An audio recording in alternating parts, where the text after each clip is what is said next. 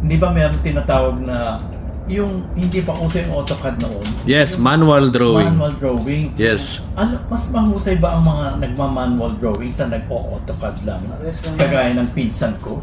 Parehas lang yan. Bakit parehas lang?